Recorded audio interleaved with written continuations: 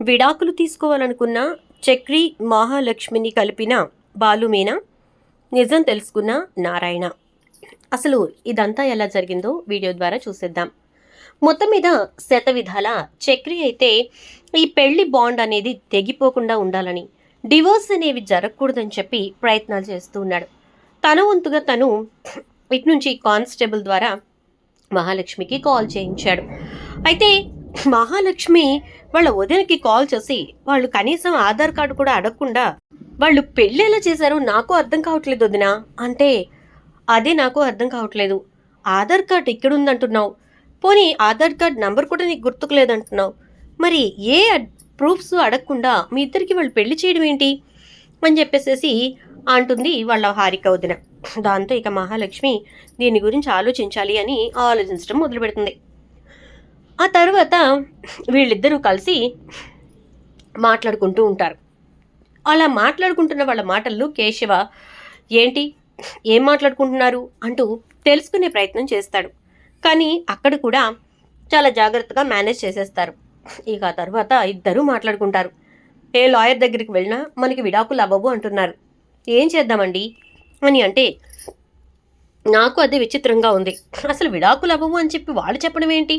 మనకి కలిసి ఉండడం ఇష్టం లేదన్నప్పుడు వాళ్ళు మనకి విడాకులు ఇవ్వాలి కదా అని అంటూ ఉంటుంది మహాలక్ష్మి. సర్లేండి, ఇక విడాకులు అవ్వవు అన్న తర్వాత దాని గురించి ఎందుకు మనకి డిస్కషన్ చెప్పండి అని అనగానే, సరే దీని గురించి ఇంకా వదిలేద్దామంటారు అంతే కదా అని మహాలక్ష్మి అంటుంది. అంతే వదిలేద్దాం అంటాడు చక్రి. సరే వదిలేద్దాం, కంగారు పడకండి అంటూ మహాలక్ష్మి వెళ్ళిపోతుంది. సాయంత్రానికి చక్రి గారు మనం ఒకరిని కలవాలి పదండి అని చెప్పి మరో లాయర్ దగ్గరికి తీసుకెళ్తుంది.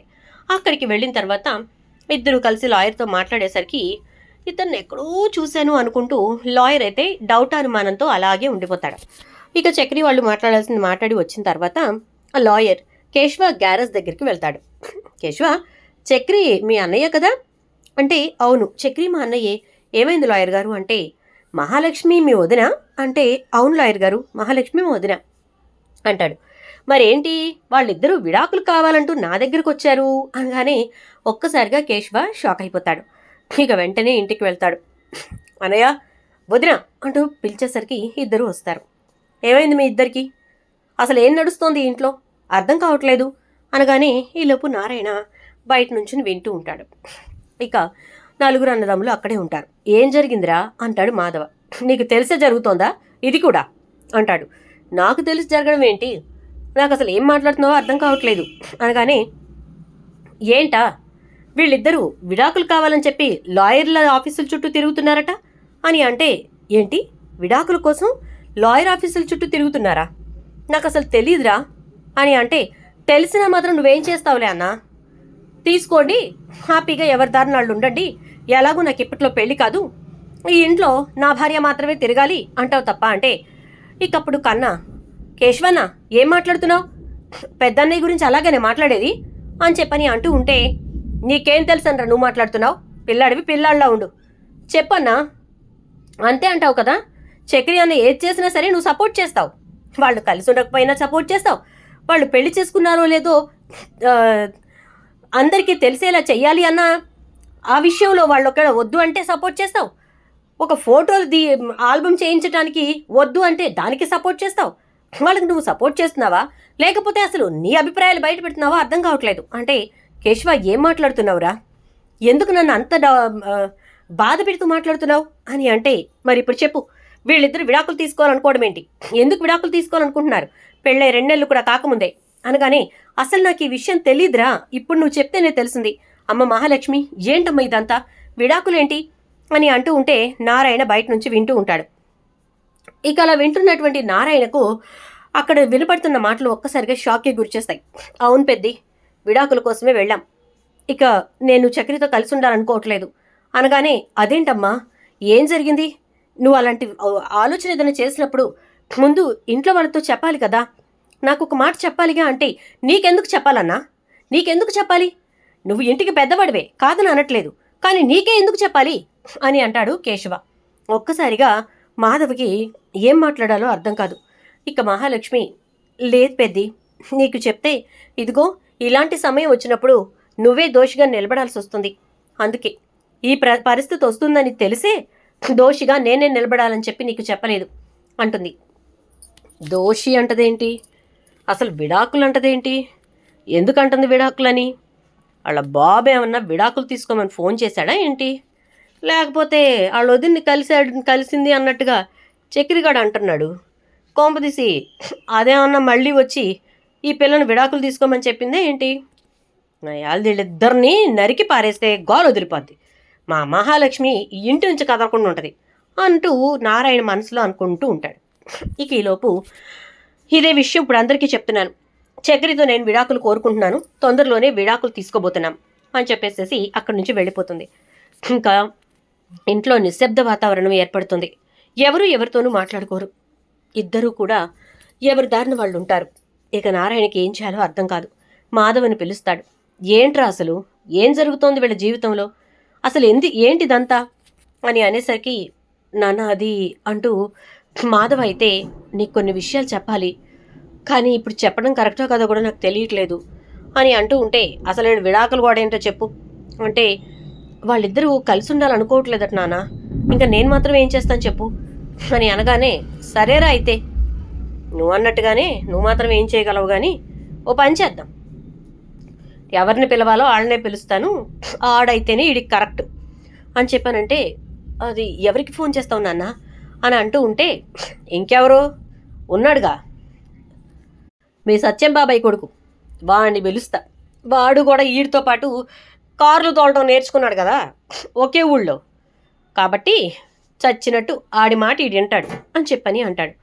అనేసరికి బాలునా అంటూ ఉంటే, వాడి పెళ్ళాం కూడా ఇంకో కొమ్ములు తిరిగిన వాళ్ళని సైతం నుంచోబెట్టి మాట్లాడిద్దంట, దాంతోపాటు ఇలాంటి గొడవలు ఏమన్నా ఉంటే చిటికలో తేల్చి పారేసిద్దంట, అందుకే వాళ్ళనే పిలుస్తా అని అంటే, ఏదో ఒకటి చేసి వీళ్ళు విడాకులు ఆపిచ్చినానా ఇంకంతే అంటూ వెళ్ళిపోతాడు మాధవ. ఇక వెంటనే నారాయణ సత్యానికి ఫోన్ చేస్తాడు. హలో చెప్పన్నయ్యా అంటూ సత్యం మాట్లాడేసరికి, ఎలా ఉన్నావు అని అంటే, నేను బాగానే ఉన్నా, నువ్వెలా ఉన్నావు, ఊరు వదిలేసి ఎక్కడికో వెళ్ళి బ్రతుకుతున్నావు అని చెప్పని అంటాడు సత్యం. వెళ్ళాల్సిన పరిస్థితి వచ్చింది కదా, ఏం చేద్దాం, తప్పట్లేదు, ఏదో ఇరుగు పొరుగు కలిసి కట్టుగా పెరిగిన వాళ్ళం, మన పిల్లలు అన్నదమ్ముల్లా పెరిగిన వాళ్ళు, కష్టం వచ్చినప్పుడు ఒకరితో ఒకరం మాట్లాడుకొని సాటౌట్లు చేసుకోవాలి కదా అంటాడు. ఏమైందన్నా, దేనికి ఇప్పుడు అంత బాధపడుతున్నావు అని చెప్పని అనేసరికి, బాలు ఉన్నాడా అంటే, బాలు లేడు, ట్రిప్కి వెళ్ళాడు, వాడి నెంబర్ పంపించినా ఏమన్నా మాట్లాడాలా అంటాడు. అవును మాట్లాడాలి అని చెప్పేసేసి అనేసరికి, సరే అయితే వాడి నెంబర్ పంపిస్తున్నానుండు అంటూ ఒక సత్యం అయితే బాలు నెంబర్ నారాయణకి పంపిస్తాడు. నారాయణ వెంటనే బాలుకి ఫోన్ చేస్తాడు. హలో ఎవరు అంటాడు బాలు. రే బాలు, నేను నారాయణ పెద్దనాన్ని అని చెప్పానంటే ఉంటే, ఓ పెద్దనాన్న నువ్వా, ఏం సంగతులు చెప్పు, ఎలా ఉన్నావు అంటూ బాలు మాట్లాడతాడు. నేను బాగానే ఉన్నాను, నువ్వెలా ఉన్నావు అంటే, నాకే మంచి బంగారం లాంటి పెళ్ళం దొరికింది, అసలు పెళ్ళే కదరా బాబు నీకు అనేవాడివి కదా, చక్కగా నా మీనా అయితే బంగారు బొమ్మ, గుణంలో ఇంకా మనసులో కూడా అంటూ ఉంటే, విన్నాను రా, చాలా మాటలే విన్నాను, చాలా మంచి అమ్మాయి అంట, ఎలాంటిదైనా కూడా జాగ్రత్తగా ట్యాకిల్ చేస్తుందంట, కుటుంబాన్ని అందరినీ ఒకతాటి మీద నడిపిస్తుందట, అబ్బో ఊర్లో అందరూ మీ గురించే చెప్పడం అని చెప్పని అంటూ ఉంటే, నువ్వు రేపడేలో బాబు పెద్దనాన్న అని చెప్పని అంటాడు. ఈ మధ్య వెళ్ళానులే, ఇప్పుడు నాకు సమస్య వచ్చింది, ఆ సమస్యని మీరే తీరుస్తారని అని అంటే, మేమా అంటే అనగానే, నువ్వు నీ భార్య అంటాడు. ఈ వయసులో ఈ పెద్దమ్మనే ఏమన్నా చేసుకుంటున్నావు ఏంటి అంటాడు. ఒరే నీ చేతుర్లకేమిలే కానీ ఇప్పుడు నాకెవడు పిల్లనిస్తాడు అని అంటూ, నువ్వు మీ ఆవిడ ఒక్కసారి మా ఇంటికి రావాలిరా, ఒక చిన్న సమస్య అని అంటే, సరే పెద్దనాన్న నాకు అడ్రస్ పంపించు, రేపే వస్తాను అని అంటే, రేపు దాకా అనగానే, సరే నేను ఒక గంటలో బయలుదేరి సాయంత్రానికి వచ్చేస్తాను అంటాడు బాలు. ఇక బాలు మీనా దగ్గరికి వెళ్ళి నారాయణ ఫోన్ చేసిన విషయం చెప్పేసరికి, పాపం వాళ్ళకి ఏం కష్టం వచ్చిందోనండి, లేకపోతే ముఖ పరిచయం ఇంకా కేవలం ఇరుగు పొరుగు వాళ్ళైనా మనకి ఫోన్ చేసి మరి వాళ్ళు కొంచెం సాయం చేయమని అడగరు కదా, వెళదాం అని అంటే, సరే అయితే ఒక 2 జతల బట్టలు ప్యాక్ చేసుకో, ఉండాల్సి వస్తే ఉంటాం కదా అంటాడు. అంటూ సత్యం దగ్గరికి వచ్చి, నాన్న, నారాయణ పెద్దనాన్న ఫోన్ చేశాడు, ఏదో ఇబ్బంది ఉందట, మీనాన్ని తీసుకుని రమ్మన్నాడు అనగానే, సరే వెళ్ళండి, జాగ్రత్త, ఎందుకంటే మీరు చిన్నవాళ్లే, అక్కడ సమస్య ఏంటో నాకు తెలీదు, కానీ సమస్యని మాత్రం సార్ట్అవుట్ చేసి మా అన్నయ్యకి కాస్త మనశ్శాంతిని ఊరటని ఇవ్వండిరా. ఏమంటా వదిన చనిపోయిందో అప్పటి నుంచి వాడి జీవితం ఏంటో ఒక రకంగా అయిపోయింది. చెయ్యని తప్పుకి శిక్షలు అనుభవించే వాళ్ళు ఎక్కువైపోయారు లేరా, వెళ్ళరా బాలు అని చెప్పి పంపిస్తాడు సత్యం. ఇక బాలు మీనా ఇద్దరూ కలిసి నారాయణ వాళ్ళ ఇంటికి వస్తారు. ఇక వాళ్ళు రావడంతో చక్రి ఇంటి ముందు ఆగిన కారుని చూసి, నా కారు కాకుండా ఇక్కడ ఇంకొక కారు ఆగింది, ఎవరిది కారు అంటూ బయటకు వచ్చి చూసేసరికి బాలు దిగుతూ ఉంటాడు. అన్నయ్య అంటూ గబా గబా పరిగెడతాడు. ఇక చక్రి అయితే పరిగెత్తుకుంటూ వెళ్ళి బాలుని హత్తుకుంటాడు. ఎలా ఉన్నావు, ఏంటి సంగతులు, సడన్ సర్ప్రైజ్ ఏంటి, అసలు ఏంటి విజిట్కి కారణం అని చెప్పని అంటూ ఉంటే, నువ్వెలా ఉన్నావు, నీ డ్రైవింగ్ ఎలా ఉంది, కిరాయిలు అవి బాగానే పడుతున్నాయా అంటే, పడుతున్నాయి, ఎందుకు పడవు, చాలా హ్యాపీగా కిరాయిలకు వెళ్తున్నాను అని చెప్పని అంటాడు. ఫోన్లే, మహాలక్ష్మిని ఎలా చూసుకుంటున్నావు అంటే, మహాలక్ష్మిలా చూసుకుంటున్నానన్నయ్య అంటాడు. మా వదిన ఎక్కడా అంటూ ఉంటే, అదిగో వచ్చింది చూడు అంటాడు. ఇక మీనా బయటకు వచ్చిన తర్వాత చూసి, బాగున్నారు వదిన, మాకు రావడం కుదరలేదు అంతే అని అంటూ ఉంటాడు. ఇక అలా అంటున్నటువంటి బాలు మాటలతోటి మీనా మాటలతోటి ఇక అంత సందడిగా ఉంటుందన్నమాట. ఈలోపు చక్రి అయితే, ఏంటన్నయ్య సడన్గా వచ్చారు అంటే, పెద్దనాన్న ఫోన్ చేసి రమ్మన్నాడు, పనుందన్నాడు అంటూ ఉంటే నారాయణ వస్తాడు.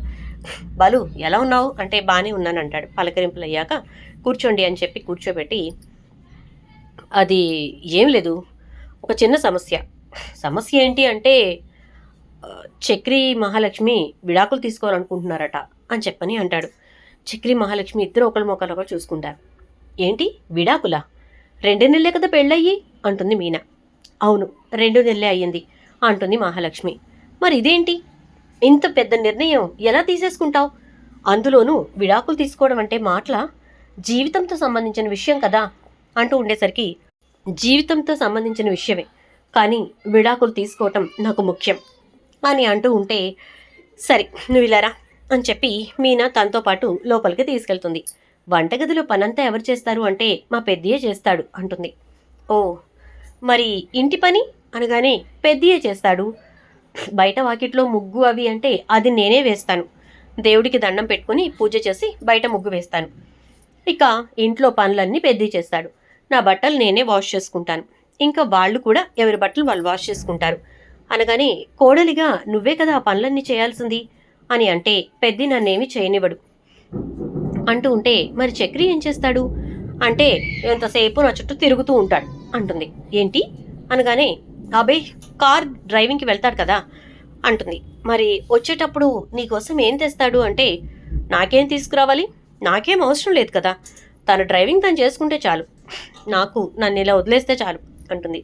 నీ మాటల్ని బట్టి చూస్తే అసలు మీకు పెళ్ళయిందా లేదా అని డౌట్ వస్తోంది, చెప్పు, నిజం చెప్పు, మీకు పెళ్ళయిందా, మీ ఇద్దరికి నిజంగానే ప్రేమించుకుని పెళ్లి చేసుకున్న పరిస్థితులేనా, లేకపోతే ఆపద్ధర్మానికి పెళ్లి చేసుకున్నారా అంటుంది మీనా. మీకు క్లియర్ కట్గా విషయం అర్థమైపోతుందని అర్థమైంది, చెప్తున్నాను కదా, కేవలం ఆపద్ధర్మానికే పెళ్లి చేసుకున్నాం, మేమిద్దరం ప్రేమించి పెళ్లి చేసుకోలేదు అంటుంది. అందుకోసం నువ్వు ఇప్పుడు విడాకులు కావాలనుకుంటున్నావా అంటే, అవును, అందుకే కావాలనుకుంటున్నాను అని చెప్పేసరికి, సరే అయితే నేను చక్రితో మాట్లాడతాను అని, ఏమండి అని పిలుస్తుంది. ఆ మీనా వస్తున్నా అంటూ బాలు వెళ్తాడు.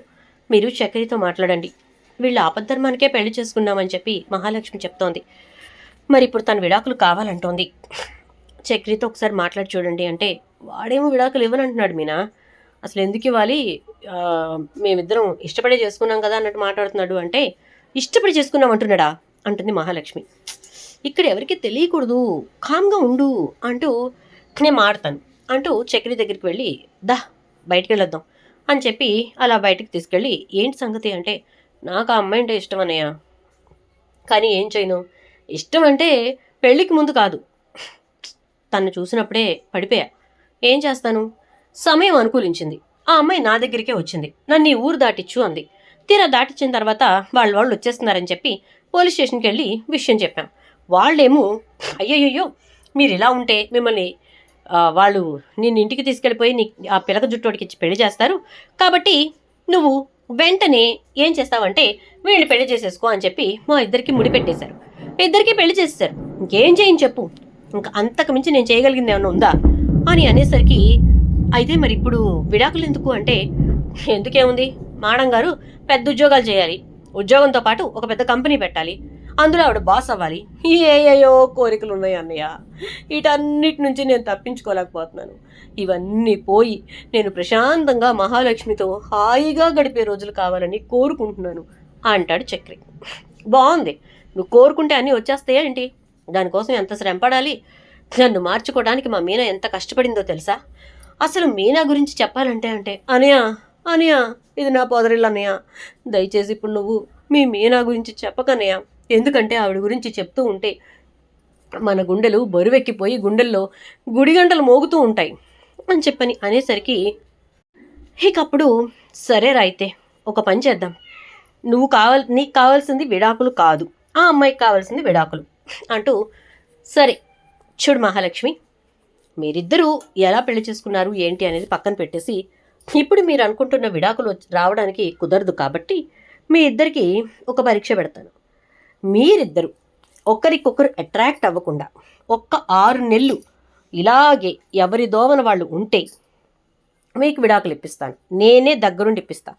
అలా కాదు అని ఒకవేళ చక్రికి నీ మీద ప్రేమ కలిగినా, నీకు చక్రి మీద ప్రేమ కలిగినా, ఏ ఒక్కరికి కలిగినా సరే మీరు విడాకులు తీసుకోవడానికి వీల్లేదు, ఓకేనా అని చెప్పని అంటాడు. అన్నయ్య థ్యాంక్స్ అన్నయ్య థ్యాంక్స్ అని చెప్పేసి మనసులో అనుకుంటాడు చక్రి. నారాయణ, అరే బాలు ఏంట్రా అంటే, అంతే పెద్దనాన్న, ఇప్పుడు చక్రికే ముందు ప్రేమ పుట్టిందనుకో, మహాలక్ష్మి చచ్చినట్టు ఆ ప్రేమకి బాగుండే ఉండాల్సిందే. ఒకవేళ మహాలక్ష్మికే ప్రేమ పుట్టిందనుకో, చక్రి నోరు మూసుకుని ఆ ప్రేమకి బద్దుడే నిలబడాల్సిందే అని చెప్పని అంటాడు. సరే అయితే అలాగే, 6 నెలలు కాదు కదా, 6 సంవత్సరాలున్నా నాకు ఈ మనిషి మీద ప్రేమే పుట్టదు అని చెప్పని అంటుంది. ఓకే దెన్ అంటూ పదమీన వెళదాం అని చెప్పి బయలుదేరుతూ ఉండగా, ఆగండి ఎలాగూ వచ్చాను కదా, మంచి బిర్యానీ చేసి కాస్త 2 పిండి వంటలు చేస్తాను అంటుంది. నువ్వు చాలా మంచిదని మీనా, నా బంగారు మీనా, సరే అయితే కానీ అనేసి, పదర చక్రి మనం వెళ్ళి చేపలు తీసుకొద్దాం, మీనా చేపల కూర కుమ్మేస్తుంది తెలుసా అంటూ ఇక చక్రిని తీసుకొని బాలు వెళ్ళి, ఒరేయ్ 6 నెలల టైం, ఈ 6 నెలల్లో అమ్మాయిని పడేయడం అంటే నువ్వు పడిపోవడం కాదు, అమ్మాయి నీకు పడిపోయేలా చెయ్యి, తను నువ్వు లేకపోతే ఉండలేను అనే పరిస్థితికి తీసుకురా, అప్పుడు కదా నువ్వు విడాకులు, మా విడాకులు, ఆవడాకులు ఏవడిగినా కూడా వద్దొద్దొద్దొద్దు బాబు నువ్వే కావాలి అని చెప్పని ఉంటుంది. నువ్వేమీ చేయకుండా, మహాలక్ష్మి గారు మీరు ఎలా అంటే అలా, మీరు ఎక్కడికంటే అక్కడికి, మీరు ఏం చెప్తే అది అంటూ ఉన్నావు అనుకో, అప్పుడక్కడ నీకు ఎప్పటికీ ముందుకు వెళ్ళే పరిస్థితులే ఉండవు. ఇదిగో ఆ కట్టిన తాళ్ళని ఆవిడ ముఖాన్ని చూసుకుంటూ కూర్చోవడమే. ఇక విడాకులు ఇచ్చేసి ఏదో ఒక రోజు చెక్కేస్తుంది, అప్పుడు నువ్వు చూస్తూ కూర్చో అని చెప్పని అంటాడు. సరే అన్నయ్య, నాకు ఈ గ్యాప్ చాలు, ముందు టెన్షన్ పోయింది. ఈ 6 నెలల్లో నేను మహాలక్ష్మిని ఎలా అయినా ఫ్లాట్ చేస్తాను, తన్ని ఎలా అయినా నా లైఫ్లోకి వచ్చేలా చేసుకుంటాను, ఐ విల్ బీ హ్యాపీ అన్నయ్య అని చెప్పని అంటూ, చాలా థ్యాంక్స్, చాలా చాలా థ్యాంక్స్ అని చెప్పేసేసి ఇక చక్రి అంటాడు. ఇక అలా అన్న తర్వాత మొత్తం మీద ఇక బాలు అయితే చక్రిని ఇంకా మహాలక్ష్మిని కలిపేసిన తర్వాత ఇంటికి వచ్చి చక్కగా కూర్చుని భోజనం చేసి మీనా వండిన పిండి వంటల్ని కూడా తిని, అబ్బా చాలా బాగున్నాయి అంటే ఇంటికి వెళ్ళాక చేసి పెడతాను కదా, వీళ్ళ దగ్గర కూడా మీరు అంటూ ఉంటే, నా పెళ్ళం ఎక్కడ వండినా నేనే తినాలి ఫస్ట్ అని చెప్పానంటే, ఎంత ఇష్టం అన్నయ్య నీకు మా వదిన అంటే అనగానే, నీకు మహాలక్ష్మి అంటే చాలా ఇష్టమేలేరా, బయటపడే రోజు దగ్గరలోనే ఉంది అంటాడు బాలు. మహాలక్ష్మి అయితే చాలా కోపంగా చక్రి వంక చూస్తూ ఉంటుంది. ఇక నారాయణ, పోన్లేరా మీరు వచ్చారు, ఈ విడాకుల గొడవ ఏంటో కాస్త పోస్ట్ పోన్ అయింది, నిదానంగా వీళ్ళ దగ్గర నుంచి అసలు విషయం రాబట్టాలి, మాకు తెలియని ఏదో విషయం జరుగుతోంది వీళ్ళ మధ్యన అని చెప్పని అనుకుంటాడు నారాయణ. చూద్దాం మరి ఏం జరుగుతుందో. వీడియో నచ్చితే లైక్ చేయండి, వీడియోని షేర్ చేయండి, ఛానల్ సబ్స్క్రైబ్ చేయండి, పక్కనే ఉన్న బెల్ ఐకాన్లో ఆల్ ట్యాప్ చేయడం మాత్రం అసలు మర్చిపోకండి. Thank you.